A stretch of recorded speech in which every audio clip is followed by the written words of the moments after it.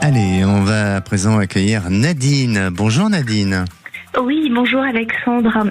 Tout d'abord, merci beaucoup de me prendre à l'antenne et j'apprécie énormément votre émission.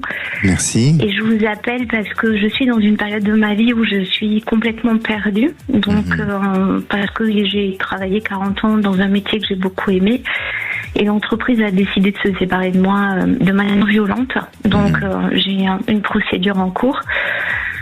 Parallèlement, j'ai accompagné ma mère pendant pas mal d'années et voilà, enfin, j'ai eu vraiment une période très très compliquée. Et là, je vis maintenant sur Toulouse, dans un petit appartement et je vois pas mon avenir en fait. Je me sens très seule et je sais pas par où commencer pour.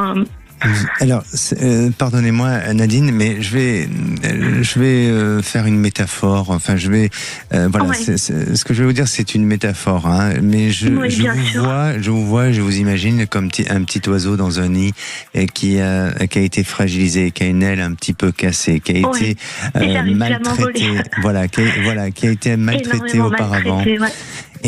Et avec beaucoup de fragilité, mais à la fois, je sens une femme qui a ce besoin de vivre, ce besoin d'aspirer à autre chose et à vivre autrement et différemment. Donc,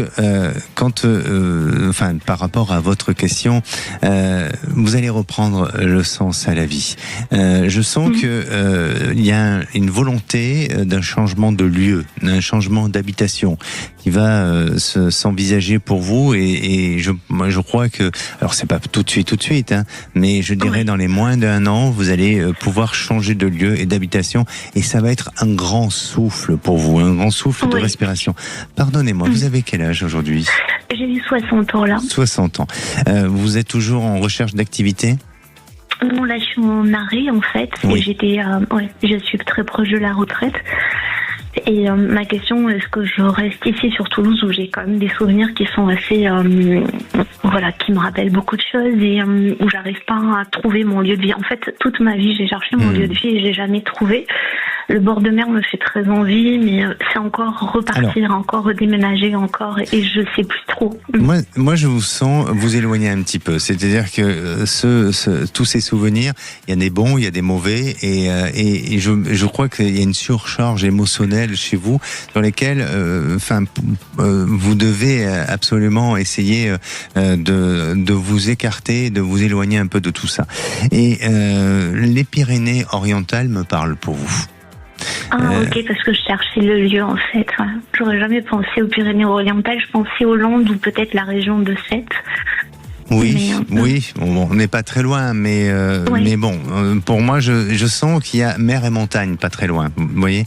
Donc il y a quelque chose il y a un mixte un peu, et peut-être plus proche de la mer que de la montagne, mais en attendant, voilà, je sens que cette zone peut être une zone sur le plan vibratoire, peut être positive. Donc ce que je vous invite à faire, c'est, si vous pouvez, bien sûr, et si vous avez les moyens de le faire, de vous autoriser à passer quelques jours dans les Pyrénées-Orientales, à Sète, dans les endroits où vous avez envie, où vous pourriez vous projeter et après décider calmement. Mais l'opportunité se présentera de manière très naturelle et sous une période à peu près d'1 an.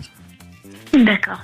Donc en fait, il faut juste que je récupère de tout ça Et oui, et je vous sens pas arrêter de travailler, même si vous êtes à l'aube de la retraite, mais je vous sens par la suite reprendre une petite activité pour que ça soit complémentaire et puis pour vous réinsérer un petit peu dans la vie sociale parce que vous avez été un peu trop détaché de tout ça et il y a une solitude qui pèse un petit peu aussi. Hein. Oui, énormément, énormément.